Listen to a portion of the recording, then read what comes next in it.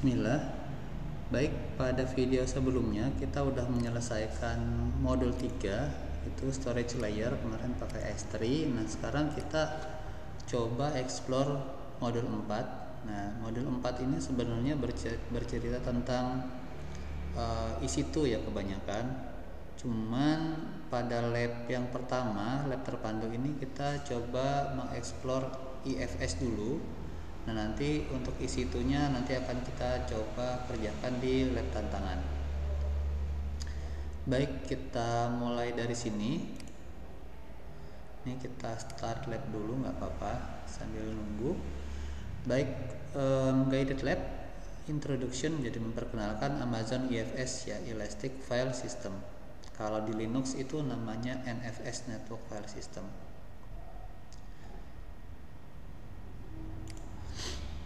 Lab ini akan memperkenalkan EFS menggunakan AWS Management Console. Nah, apa saja yang dilakukan di sini? Login, bikin EFS, terus login ke EC2 yang menjalankan Amazon Linux, nge-mount file sistemnya, terus mencoba eksamin dan memonitor performa file system. Jadi cuman bikin EFS, di mount di sini, terus kita cek performanya ya. Durasi 20 menit, harusnya bisa selesai cepat. Baik, ini sudah saya start. Kita tunggu sampai ini selesai ya. Kita baca dulu. Nah, pertama kita diminta membuat security group untuk mengakses EFS file system. Security group seperti yang sudah ada di materi video itu digunakan untuk mengasosiasikan mount target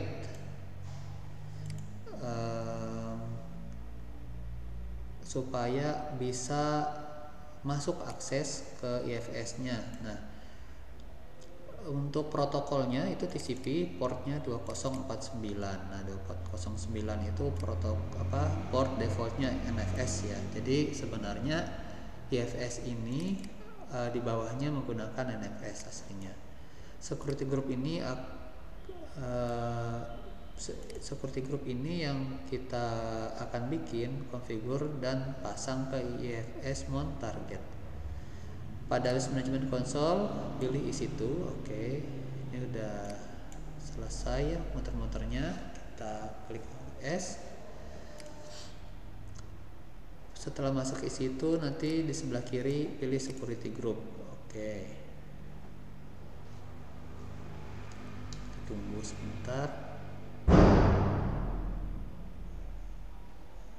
Kita pilih EC2.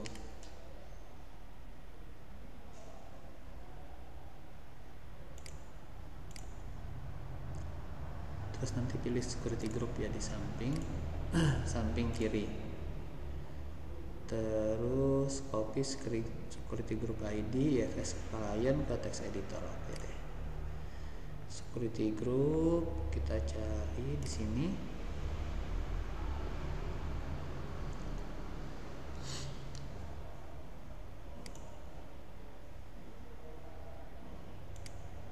Kita tunggu dulu.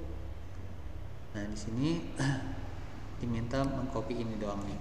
Kita copy ke notepad katanya. Oke, sudah. Selanjutnya kita diminta membuat security group baru. Kita bikin security group baru dengan nama EFS mount target.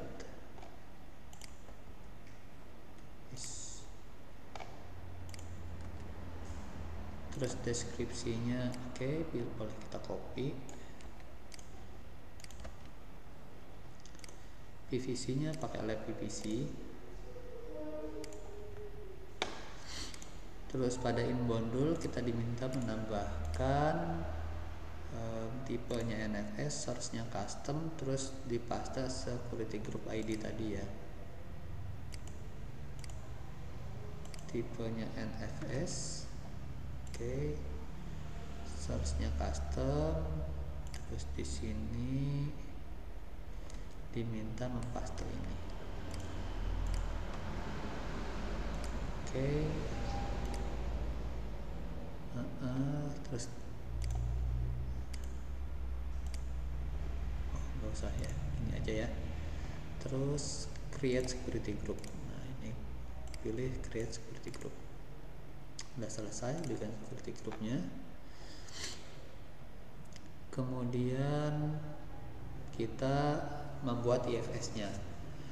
IFS, jadi IFS ini adalah file system yang bisa dimount pada beberapa EC2 langsung. Nah, jadi kalau kita punya beberapa EC2 instance yang pengen membaca dari satu file system, kita bisa pakai IFS. Walaupun misalnya kan itu EC2-nya berjalan di region yang berbeda atau AZ yang berbeda. Instance ini akan menggunakan mount target yang dibuat pada step availability zone untuk memount file system menggunakan semantik NFS 4.1. Kita hanya bisa mengemon ini dalam satu VPC yang sama ya.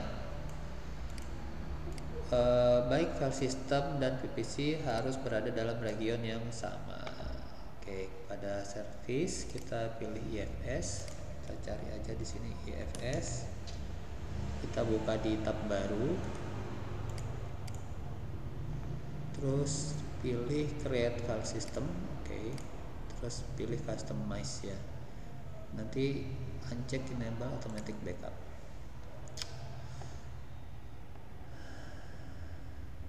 Create file system, pilih customize. Namanya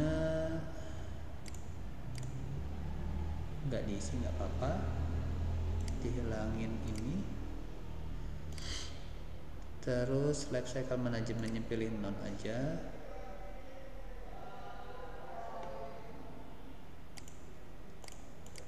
Pilih none semua. Terus kita tambahin tabnya name. Kita tambahin tab name-nya my first IFS file system. Nah, kita tambahkan di sini. Kok nggak kepaste ini? Copy, terus kita paste. Oke. Setelah itu pilih next. Kita pilih next.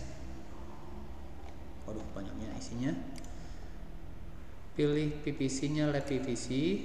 Baik, di sini kita pilih lab PVC. Kemudian detach default security group. Nah, jadi disuruh menghapus default security groupnya dengan memilih X checkbox pada setiap security group. Oke, kita hapusin. Terus select each security book. Terus disuruh attach IFS mount target security group. Oke, kita pilih yang ini nih ya, IFS mount target ya, IFS mount target. Oke, sudah.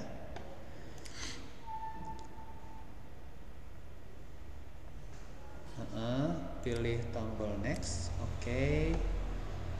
Terus pada step 3 next lagi katanya. Terus di step terakhir pilih create ya, pilih create. Oke. Kita udah selesai bikin IFS.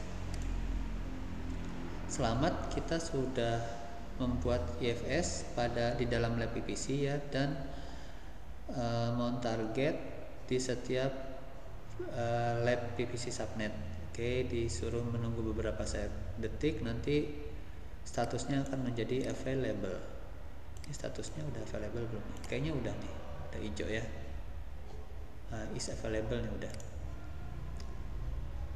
Follow by mount target 2-3 menit later. Oke.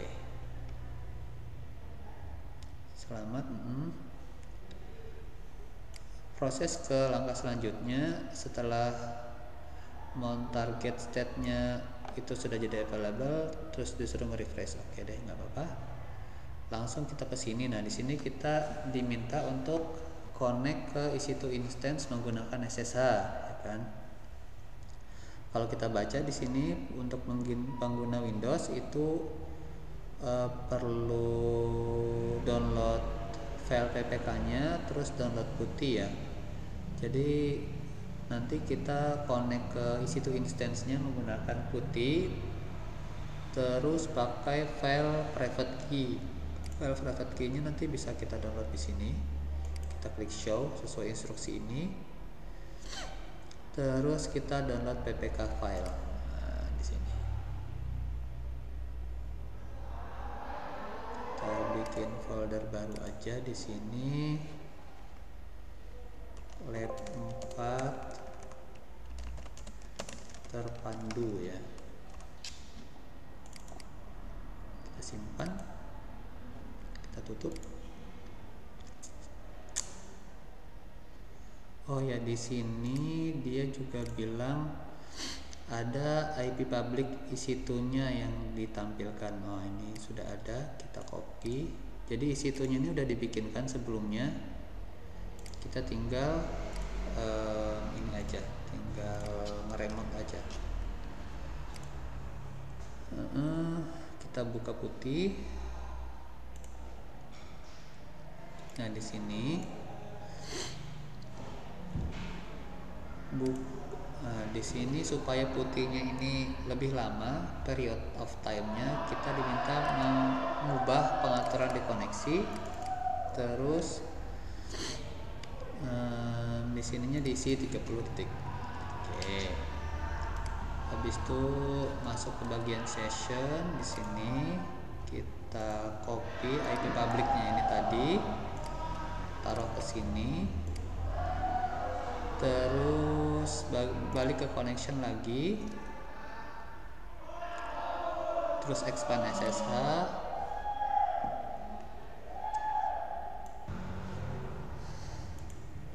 baik, SSH, terus pilih out ya kan, terus pilih di sini di out, nanti pilih yang ini tadi, yang tadi kita bikin ya, di terpandu sini. Oke,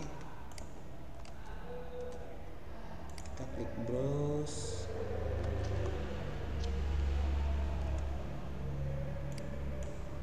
kita pilih open.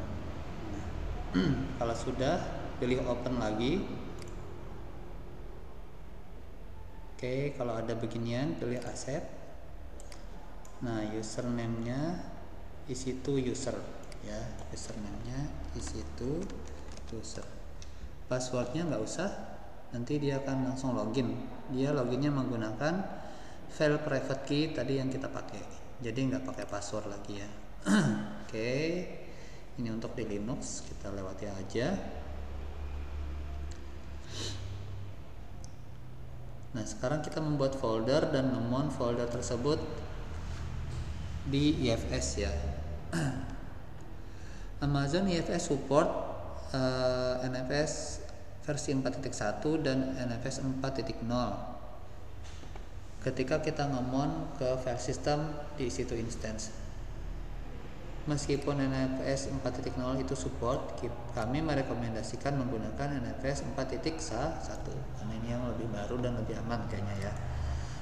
Ketika kita nge-mount IFS file system ke EC2 instance, kita harus menggunakan NFS client yang support dengan NFS versi 4 protokol. Nah, EC2 instance yang di launch sebelumnya itu sebagai bagian dari lab ini itu support NFS 4.1 client which is already installed. Itu udah terinstall sendiri otomatis ya. Berarti nanti kita nggak usah menginstal lagi. Sekarang kita bikin folder. Ini boleh ditulis, boleh di copy. Kita tulis aja sudo mkdir ifs ya. Nah, ini bikin folder, boleh kita ls. Nah, ini udah ada folder yang kita bikin kan. Selanjutnya kembali ke OS Management Console, pilih IFS, choose, disuruh ini, memilih yang ini. Terus pada pojok kanan atas pilih attach ya, yang sehingga membuka Amazon EC2 mount instruction. Pilih attach. Nah, ini instruksinya. Copy the entire command using NFS exception. Oke. Perintahnya kurang lebih seperti ini. Kita cari. Nah, ini perintahnya kurang lebih seperti itu ya. Ini kita copy.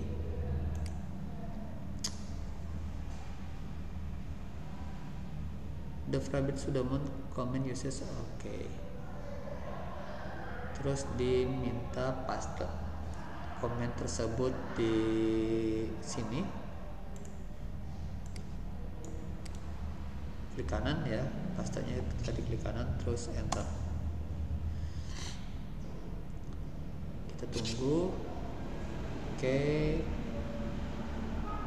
Setelah itu kita diminta ngecek.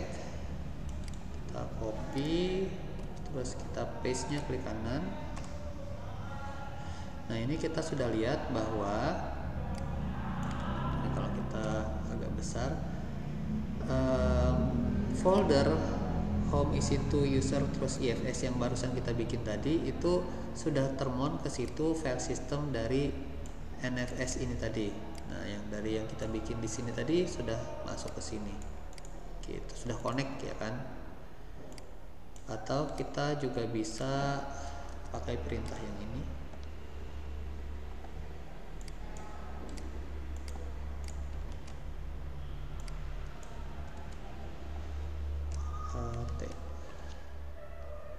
Oke, sama aja ya kurang lebih ya. Nah, sekarang kita diminta mengecek, examine performa dan behavior dan kelakuan dari EFS file system ini. Di sini ada VIO, Flexible IO, itu sebuah utility benchmarking pada Linux ya. VIO ini bisa digunakan untuk membenchmark itu menguji ya dan ngetes subsistem IO pada Linux ya. Pada saat boot, VIO ini sudah otomatis terinstall pada EC2 instance kita. Nah, ini berarti udah pre-install. Jadi kita nggak usah install lagi. Kalau kita bikin sendiri nanti EC2 instance-nya, maka kita harus install sendiri ya VIO-nya. Oke, kita tinggal copy perintahnya ini. Kita copy terus kita paste ke sini. Di kanan, enter. Oke, masih proses. Perintah VIO ini membutuhkan 5-10 menit untuk selesai. Outputnya kurang lebih seperti screenshot di bawah ini. Pastikan bahwa saat kita mengeksamin output dari VIO commands, khususnya pada summary status, informasinya kurang lebih seperti ini. Nah, ada write testnya ini. Oke, kita cek. Ini masih jalan ya. Terus kita diminta memonitor performanya pada CloudWatch. Nah, pada AWS Management Console kita diminta mencari CloudWatch. Ini kita tutup. Kita cari CloudWatch. Nah, pada CloudWatch ini kita bisa melihat performa dari EFS yang diuji tadi. Pada navigation pane di sebelah kiri pilih metric. Kita tunggu dulu, masih loading.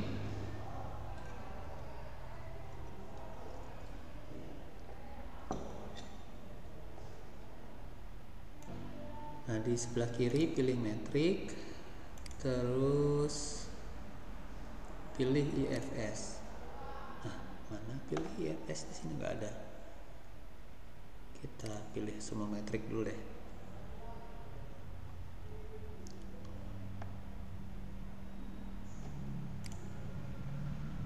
Pilih metric, pada semua, pada in all metric pilih EFS. Oke. Pilih EFS. Oh, ini ada di bawah ya. kita pilih IFS, terus pilih file system metric,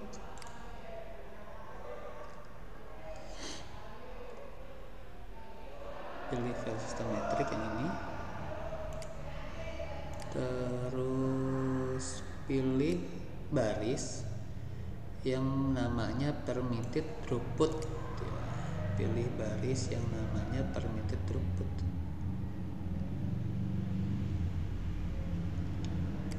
Kita scroll ke bawah, permitted throughput.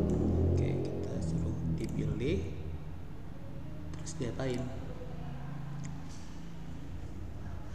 Kita mungkin menunggu 2-3 menit sebelum itu muncul ya. Oke, ini nanti grafiknya muncul di sini nih teman-teman. Nah, setelah kita centang tadi nanti munculnya di sini. Kita tunggu 2-3 menit ya. Kita sambil cek yang ini.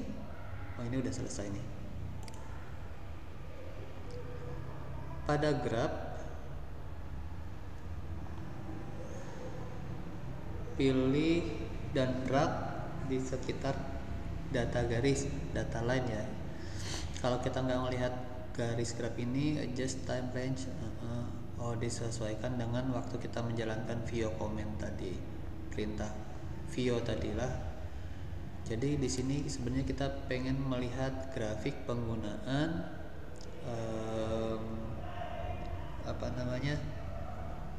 dari media penyimpanannya tadi ya, saat kita menggunakan perintah view tadi.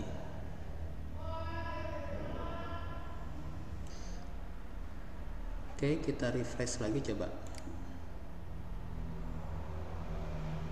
Masih ada garis gini doang ya. Kita zoom ke sini. Nah, ini grafik performanya waktu view-nya itu dipakai. Nah, ini kan view-nya udah selesai, berarti udah nggak ada grafik. Jadi view-nya ini jalankan dari 3.50 ini sampai jam 4 nih, 10 menit ya berarti ya. 15 menit. Jadi performanya itu di 5 giga, di 5,3 giga. Nah, kecepatan penulisannya ya ke storage. Jadi sebenarnya itu yang ingin ditampilkan oleh AWS, bahwa IFS itu mampu melakukan tulis data kecepatannya 5,3 giga per detik. Oke.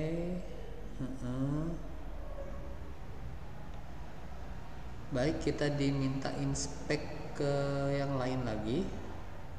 Pada semua metrik, hilangkan check permitted throughput, terus pilih data rate IO byte ya.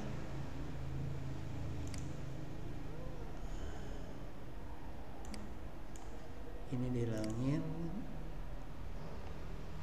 data rate IO byte. Nah,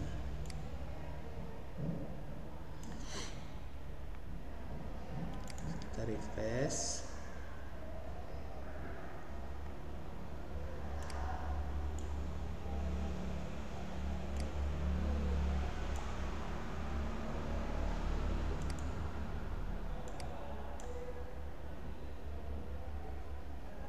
Mana ini datanya, ini doang nih.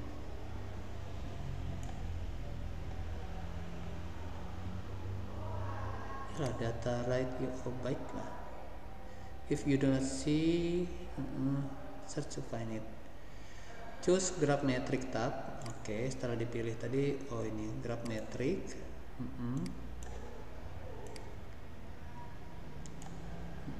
Terus on the statistic column pilih sum. On the statistic column pilih sum.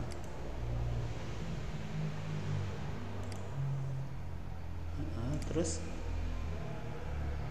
on the period column select 1 menit. Oke, ininya pilih 1 menit. Pause your pointer on the peak. Nah, disuruh mengarahkan ke sini. Nah, kita coba bang.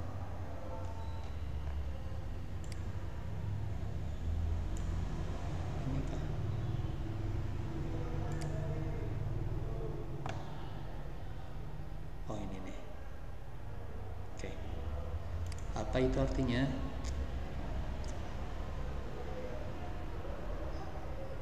Angka ini di dalam byte dibagi ke 60 detik. Nah, itu menandakan throughput dari file system saat pengetesan. Jadi ini jumlah data per menit ini 7 miliar 7,6 miliar ya, dibagi 60 mungkin jadi berapa nih?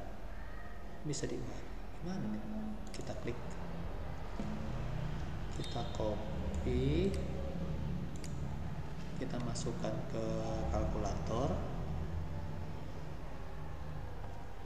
kita paste. Aduh, gak bisa.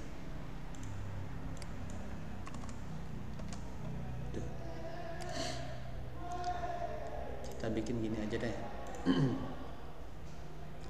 7,6 miliar bagi 60 tadi ya. Berarti ini 126 giga. 126 giga gitu kali ya. Kecepatannya atau 126 MB. Iya. Kecepatannya. Oke, intinya cepet gitu ya. Intinya IFS ini cepet. Oke, udah selesai sebenarnya. Terus kita submit. Yes.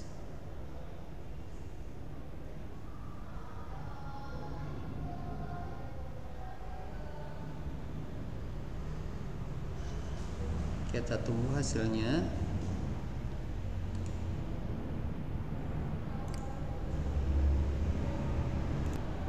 Nah, di sini sudah selesai ya prakteknya, sudah bikin security group, sudah bikin IFS, dan sudah menjalankan flexible IO atau VIO tadi.